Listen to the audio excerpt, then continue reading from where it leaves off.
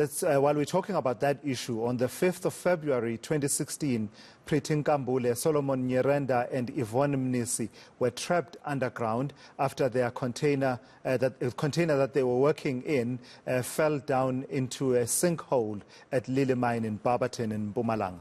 Up until today, the three are presumed dead, but access to their bodies is not possible.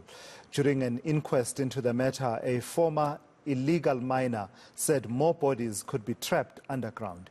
Today, the families and the community plan to mark 1,000 days since they set up camp outside the mine to demand the recovery of their loved ones' remains. Let me take you to senior reporter Siphamandla Goge, who joins us now for an update. Siphamandla, the figures, it's important for us to be accurate about these things, but it's not about the figures, whether the 1,000 days is the number of days the families have encamped there, or the number of days since the three Lily Mine workers, fell into that sinkhole. It seems to me that it's the significance of the community and family members and former workers of Lily Mine that is being marked at the moment, the significance of them standing there and saying they are demanding answers and closure. Indeed, so it's been 1,000 days since family members and former miners of Lily Mine decided to set up a camp here outside the Lily Mine in Barberton. The trio went missing, or their container fell down on the 5th of February in 2016. And now today, the family members and their former colleagues, they are marking 1,000 days since they set up a tent and a camp here outside. They've just concluded a prayer session here. They had a gathering 2 minutes ago. It's just wrapped up. It started at 10 a.m. The official program, they are done with that prayer session. It's been attended by the local leaders as well as former miners, together with family members of the trio who are still hoping for some answers. They are calling for answers.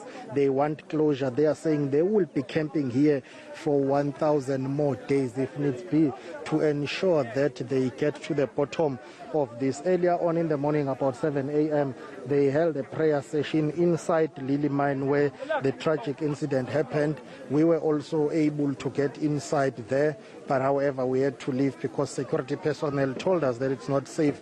There are illegal miners there. It remains an active crime scene, if we can call it that. Since the 5th of February 2016, we've got 3 people who are trapped inside there, inside a container. It's not been retrieved. We are told that it's about 70 meters down, and family members are asking a basic question: why is it taking so long? They are blaming the mine management and the government. Of course, we know that the attitude of government has always been, this is a private matter, the mine is a private mine, it's up to the mine management to assist the families of the 3 employees that were working there. We are joined right now by Sfiso Mavuso, who is the brother to Nkambule. Thank you very much for your time, Baba. Let's talk about today, 1,000 days since your families and you have decided to camp here. How tragic and how do you feel about what is happening? The remains of your loved ones have not been retrieved. Actually, we feel like we have been oppressed, we have been betrayed, we have been abused by our government by not doing what is right or what they were supposed to do, because it is taking so long simply because the government is not intervening in this matter. If they intervened some time ago, I think these people could have been brought out some time ago, because in management, the advantage, they are the one who are delaying the process of reopening the mine, because they know that the collapse of the mine was due to their negligence. So if they can allow someone else to open the mine, and those people who got trapped underground on the 5th of February 2016, if they are brought back to surface, they will be prosecuted. They don't want to be prosecuted. They try by all means to frustrate this process of the opening of the mine. And for us as the family, it's painful, really painful. Just imagine, on the 5th of February this year, we are turning 6 years. Like my sister, Nkambule, when this incident took place, she left a baby. She was 5 months. Now she's doing grade 1. She has got 4 kids. And they're asking us a lot of questions that we are no more able to answer those questions. It's really painful. We feel like our government is doing nothing at all to assist us as the families so that we can get our loved ones, so that we can get closure. What do you make of the comment from the Department of Minerals and Energy that this is a private matter, the mine is a private entity, it's a private business, they are the ones who should assist you? Yes, this is a private, it's a private company, but the government have authority. They have power to control. It's either private or public sector. They have the power to do the right thing. They are just hiding under this thing of saying this is a private sector, they must do one whatsoever. They have to intervene. They have the power to do so. They cannot allow someone in a private sector to do something that is unlawful and say, okay, we're not going to entertain that matter because it's a private matter. No, that is totally lies.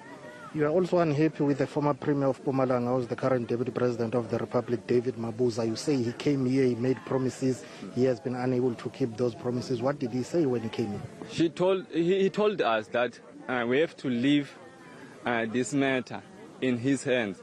He will deal with it. Since from that day, he never came back to us. There are no positive efforts or things that he is doing. He's doing nothing now, nothing at all. Seems like they don't take us seriously. I don't understand what are they doing.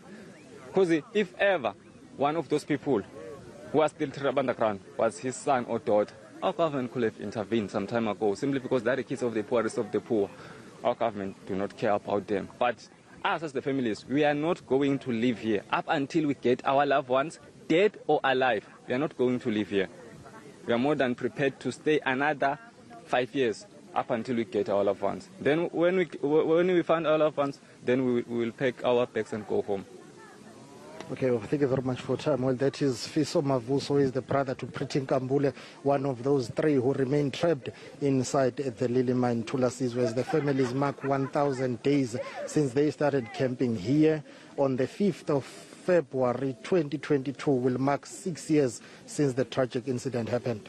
Yeah, Siphamandla, I hate doing this because it doesn't work out as great television, me relaying a question for you to ask the person you were talking to. So my apologies for that, but it is important because of developments happening elsewhere and you being in the field there, not being aware of those. Heidi Jokos, a short while ago, was speaking to Minister Gwede Mantashe about that particular issue and the families feeling like they are not being supported by government. A few things came out of that I'm hoping you can put to the family member you just spoke to. One, Minister Gwede Mantashe asking what kind of support do the families expect from government. But more importantly, the suggestion being from Minister Gwede Mantashe being that the only way that the container that contains the mortal remains of the 3 former Lily Mine workers can be retrieved, that can only happen once there has been investment in the mine itself. And in the process of, I suppose, operationalizing that mine, then the container can be retrieved, failing which it seems there's no movement forward, at least from the perspective of Minister Mantashe. So if you can put that aspect to him, I'd be grateful. Indeed, I'll put that question to him. I'm signaling to my colleague Joko Mane to get a gentleman here. He is one of the possible investors who wanted to invest in this mine here. Unfortunately, he's busy having a meeting currently. I will try. That question will be better answered by the gentleman that I had planned to interview after this live crossing, because he has a meeting currently, because he's the one who has come here to say they are willing, once they take over the mine, they are willing to put resources. In fact, he said their first mission will be to get the mine and ensure that the mine is working. Let me see if I can grab his deputy here to try and talk to him. But first of all, let me put that question to Sfiso. Sfiso, I'm told that Minister Gwede Mantashe, speaking somewhere, asked what kind of help would you need from the department and government, but also saying, well, the issue of this mission of rescuing your loved ones' remains can only be done by the new investors to this mine. What do you make of that? Uba Bugwede kwamele benze umsebenzi wabo. Engani iminister ka Mineral Resources yena agende konke lokufanele lokusemandleni ngokuthini intervene ngokuthini kutholakale labantu ba retrieve akabe iphatha lenang ayekele kurana away because the way ekuthanga khona urana away from this Lily mine issue. This is a big issue. Aga intervene engage nalama new investors, even nathi sima family bas update to see what is happening, what is going on. Unlike lokuthi babe quiet nje as in if nothing happened or as in if like these people have been brought out. Okay, but one of the new investors here, the possible owners of this, but I'm going to ask you, sir, to come this side. There are questions about what is being done by the new investors who are willing to take over this business. When you were speaking here together with your colleague, you said you are willing to undertake a mission of bringing that container up. Talk to us more about that. Thank you very much. Yes, I've said that. And I think we are more than willing. We are committed, to do that. We've been saying this consistently. We believe, it's very possible, to retrieve the container. And as a result, Pretty, Solomon and Yvonne, we spend an awful amount of money on a plan, where we employed an external company assist us in developing a plan to both redevelop the mines, but also importantly, assist us in develop a rapid decline to give us access to level 5, where we believe the container is currently, where it actually, when the accident happened, where it settled.